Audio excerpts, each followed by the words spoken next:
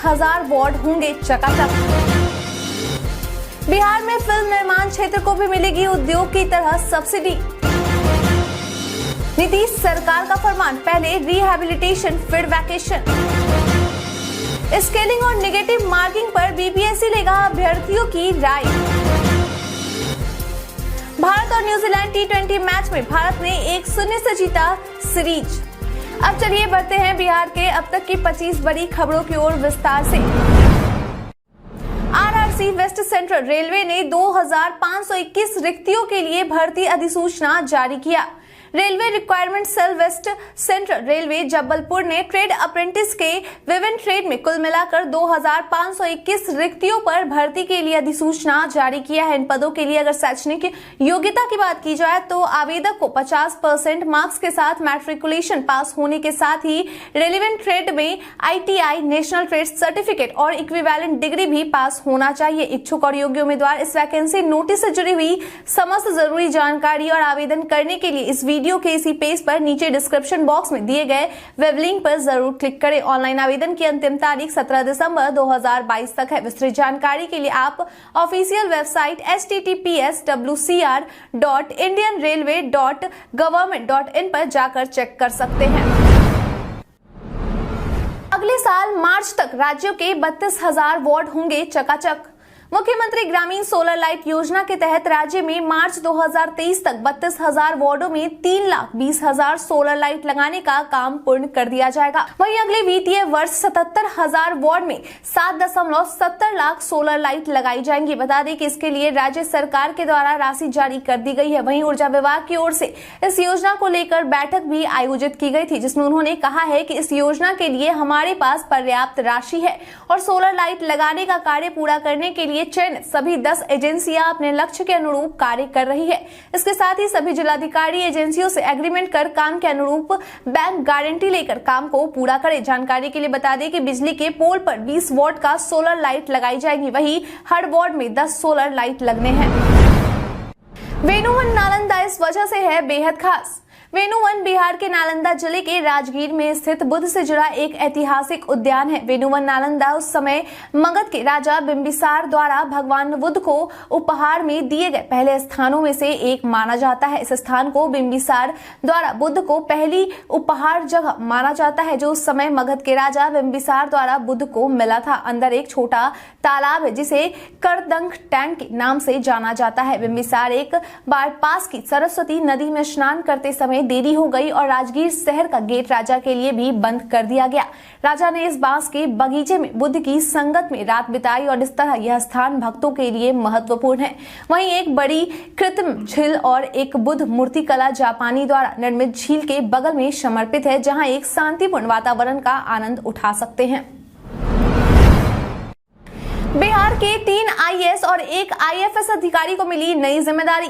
सामान्य प्रशासन विभाग के द्वारा जारी की गई अधिसूचना के अनुसार नीतीश सरकार के 3 आईएएस और 1 आईएफएस के अधिकारियों को नई जिम्मेदारी सौंपी गई है, जिनमें स्वास्थ्य विभाग के अपर सचिव कौशल कुमार, सहयोग समिति के निबंधक वैद्यनाथ यादव, पर्यावरण एवं वन विभाग के विशेष सचिव ओम प्रकाश यादव और भारतीय वन सेवा के अधिकारी आलोक कुमार शामिल हैं। इन सभी अधिकारियों के पद में प्रोन्नति कर कौशल कुमार को आईसीडीएस का निदेशक बनाया गया। वैद्यनाथ यादव को ग्रामीण कार्य विभाग के विशेष सचिव का अतिरिक्त प्रभार दिया गया। ओम प्रकाश यादव को बिहार मुक्त विद्यालय शिक्षण एवं परीक्षा बोर्ड के मुख्य कार्यपालक पदाधिकारी का अतिरिक्त प्रभार दिया गया और आलोक कुमार को उनकी सेवा पत्रिक विभाग, पर्यावरण, वन एवं जलवायु परिवर्तन विभाग को वापस की गई है। बिहार में फिल्म निर्माण क्षेत्र को भी मिलेगी उद्योग की तरह सब्सिडी।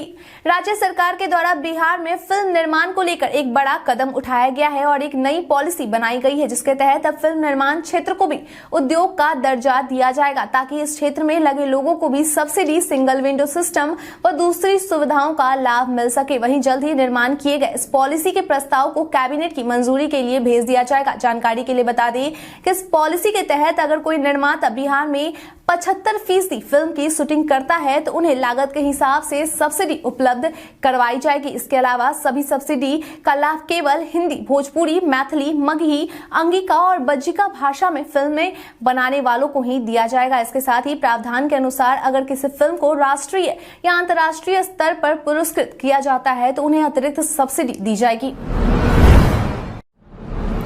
नीतीश सरकार का फरमान, पहले रिहैबिलिटेशन फिर वैकेशन।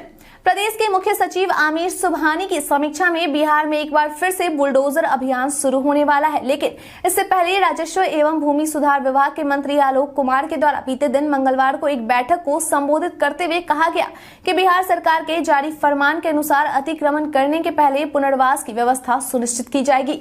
उन्होंने कहा कि पहले रिहैबिलिटेशन फिर वैकेशन। दरअसल इस बार अगर अतिक्रमण हटाओ अभियान में अगर किसी ऐसे व्यक्ति का घर आता है जिसके पास रहने के लिए कोई दूसरा नहीं है तो सरकार की ओर से उसे बसने के लिए जमीन दी जाएगी। वहीं अब तक 1700 लोगों को मुफ्त जमीन दी गई है। आपकी जानकारी के लिए बता दें कि अभियान जल जीवन हरियाली के तहत चलाया जाएगा। इसके तहत जल स्रोतों को कब्जा कर बनाए गए अवैध निर्माण को तोड़ दिया जाएगा।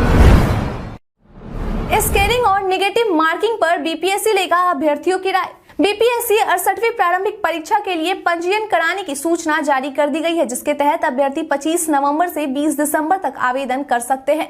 लेकिन वहीं दूसरी ओर बीपीएससी की जारी की गई अधिसूचना के अनुसार बीपीएससी 68वीं में नेगेटिव मार्किंग होना तय है। इसे लेकर आयोग की ओर से फॉर्म भरते समय छात्रों से राय लिए जाएंगे, जिसके तहत उम्मीदवार को 3 विकल्प दिए जाएंगे और उन्हीं तीनों विकल्पों में से अभ्यर्थी को किसी एक विकल्प का चयन करना होगा, जिसके बाद सर्वाधिक उम्मीदवारों द्वारा चुने गए विकल्प को परीक्षा में अपनाने को लेकर आयोग की परीक्षा समिति विमर्श करेगी और छात्रों से प्राप्त आवेदन करने के बाद परीक्षा के पैटर्न में शामिल किया जाएगा। जानकारी के लिए बता दें कि आयोग की ओर से 281 पदों पर वैकेंसी निकाली गई है। सड़क हादसे रोकने को ब्लैक स्पॉट पर होगा काम।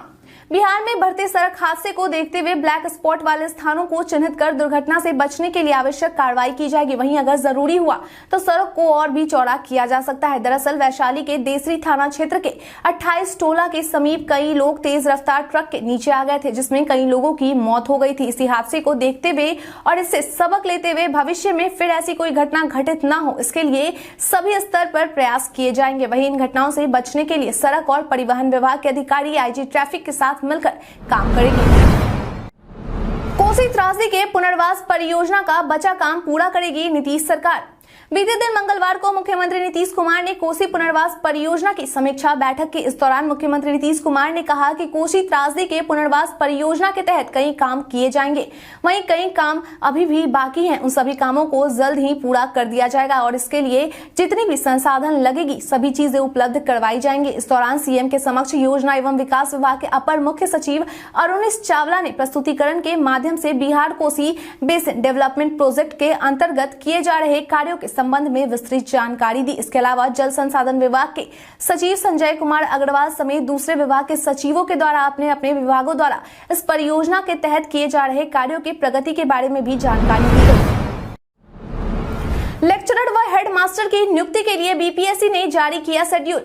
बिहार लोक सेवा आयोग के द्वारा लेक्चरर व हेडमास्टर की नियुक्ति के लिए होने वाले इंटरव्यू शेड्यूल जारी कर दिया गया है। शेड्यूल के अनुसार इंटरव्यू की प्रक्रिया 28 नवंबर से शुरू की जाएगी, जो कि 3 दिसंबर तक चलेगी। वहीं इस इंटरव्यू का आयोजन 2 सेशन में किया जाएगा, जिसमें पहला सेशन की शुरुआत 10:30 बजे से की जाएगी और दूसरे सेशन की शुरुआत 2:30 बजे से की जाएगी। हालांकि अब तक इंटरव्यू सेशन के लिए एडमिट कार्ड जारी नहीं किया गया है, लेकिन मिली जानकारी के अनुसार आयोग जल्द ही एडमिट कार्ड अपनी वेबसाइट पर जारी कर सकता है। इंटरव्यू के दौरान प्रतिदिन 100 अभ्यर्थियों की काउंसलिंग की जाएगी। वहीं अभ्यर्थियों को सत्यापन के लिए मैट्रिक, इंटर, स्नातक और परास्नातक उत्तीर्णता के मूल प्रमाण पत्र व अंक पत्र के अलावा अन्य उच्चतर शैक्षणिक योग्यताओं से जुड़े प्रमाण पत्र जिनका आवेदन में उल्लेख किया गया है उसे लाना होगा।